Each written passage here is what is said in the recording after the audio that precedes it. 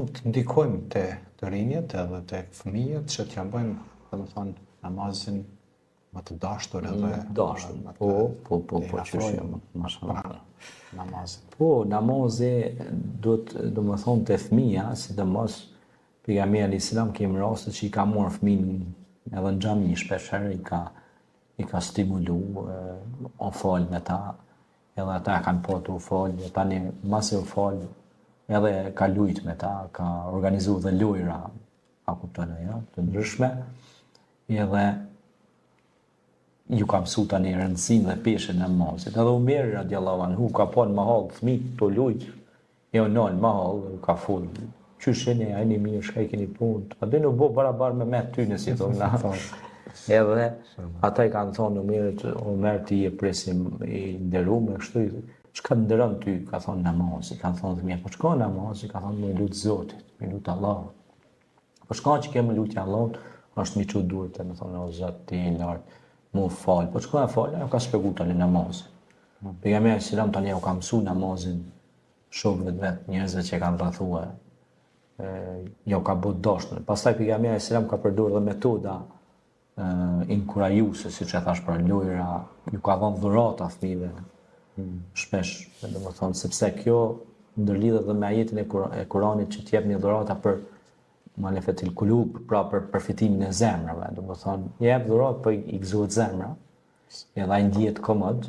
edhe kur është i gëzueshëm, atëherë e bën edhe namazin. Pastaj janë organizuar dhe konkurse, për shembull, për dituri, dhe si me thonë tash kfise, si for kfisesh. Janë organizuar, do thotë që me ja bo ma të dashtune, ose kanë bo mëlsina, kanë bo gjëra ndryshme që fëmija më gëzue, me ndjeni një happiness, një lumturi, edhe ata i ka inkuraju pejgamberi alayhis salam, pastaj i ka marrë bashk, truç, edhe janë folë me ta, ka kesh me ta, ka lujt me ta, u bo, do më thonë, ka hinë botën e tyne. Rastin e kemi te Hasani dhe Husejni, që ata kanë lujt në shpinën e tia, i ka marrë, i ka përgdhele, u ka tregu për namazin, u ka tregu për rëndësinë e besimit, edhe rëndësinë e efektin e lutjes të rinjt. Pejgamberi alayhis salam vazhdimisht pra i mësonte fëmijët që t'jenë besimtar, t'jenë adhëtar, t'jenë të lidhur me Krijuesin, edhe na kështu duhet bëjmë edhe me fëmijët tanë, t'i marrim ata në xhami, ndonjëherë pse jo t'i marrim edhe jashtë kohës namazit, t'i marrim ta kçyrin në xhamin që është duke. Edhe i tregon për shembull, këtu është vendi ku imami e marr ligjëratën, hyjën, këtu është vendi ku falen xhamati, xhamia është shtëpia e Zotit për informim. Unë kam pasur rast para disa vitesh me shku në Stamboll edhe isha me vajzën time të vogël, kina mbrëma të xhamit edhe mbeti shikon të kështu. I thash, kjo është tash babi shtëpia e Zotit, tash edhe kjo është njerëzit i luten Zotit, falenderojnë Zotin për shëndetin që jau ka dhënë, për të mira që jau ka dhënë, a kupton, edhe e pauat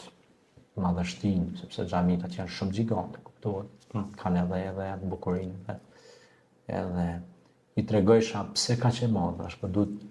xhamia thash duhet të ngjaj qiellit, kupton, sepse edhe Allah thotë në Kur'an, ne kemi zbukuruar qiellin e kësaj dunjos me kandila ndërçues. Domethënë kurse kandila këto dritat tash këtu, se dritat janë këto dritat artificiale, nuk mund të krahasohen me ato dritat e mëdha që Allahu xhashanu i ka lënë në gjithësi,